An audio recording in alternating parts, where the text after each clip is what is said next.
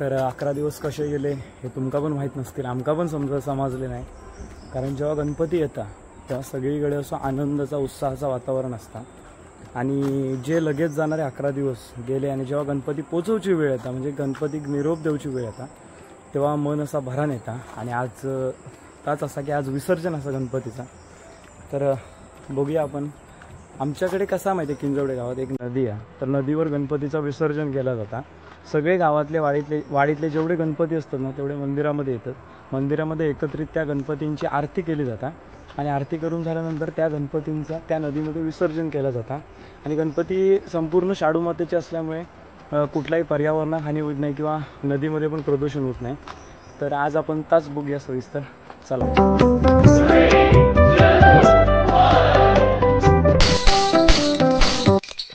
तर आता आपण नदीवर मंदिराकडे जाऊया. मंदिराकडे सगळ्यांचे गणपती लिहिलेले असतात. तर सगळ्यांचे गणपती लिहिल्यावर तिकडे आरती वगैरे होतली आणि आरती झाली की त्याच्यानंतर मग गणपतीचं विसर्जन असतं. तर सगळा तुमका आज दिसतला शेवटपर्यंत व्हिडिओ बघा.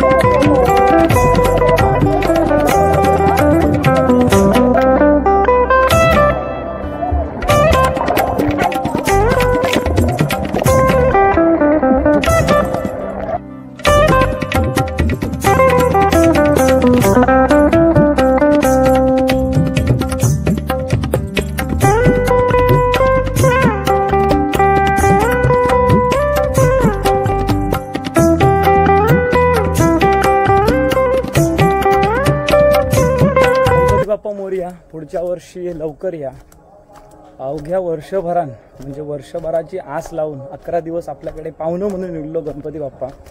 आज 11 दिवसांनी अनंत चतुर्दशीच्या दिवशी आपण आपल्या बाप्पाक निरोप दिलो. तर आता परत एकदा गणपती बाप्पा जाताना आपल्या वर्षभराची आस ओढ लागून गेलो. तर पुढच्या वर्षीसाठी तयार राहा. पुढच्या वर्षी 27 ऑगस्ट 2025ला गणपती बाप्पा येतलो. तर कोकणी माणसाचा कसा असता एक समीकरण असं असतं की ज्या दिवशी अनंत चतुर्दशी असता, ज्या दिवशी गणपती जातात, त्या दिवशी कोकणी माणूस वाट बघत असता की पुढच्या वर्षी गणेश चतुर्थी परत कधी येतली.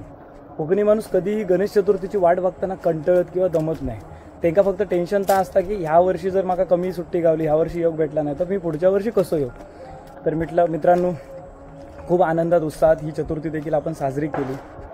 पुढच्या वर्षीपर्यंत तुम्ही सगळ्यांनी स्वतःची काळजी घ्यावा आणि असेच आपले नवनवीन व्हिडिओ कोकणचे बघत राहा. आणि जर व्हिडिओ आवडत असतील तर सबस्क्राईब करून ठेवा, शेअर करा, लाईक करा आणि बेल आयकॉनवर क्लिक करून ठेवा, जेणेकरून तुमचा आमच्याबरोबर केलेला एक्सप्लोर कोकण व्यवस्थित बघता येत. धन्यवाद.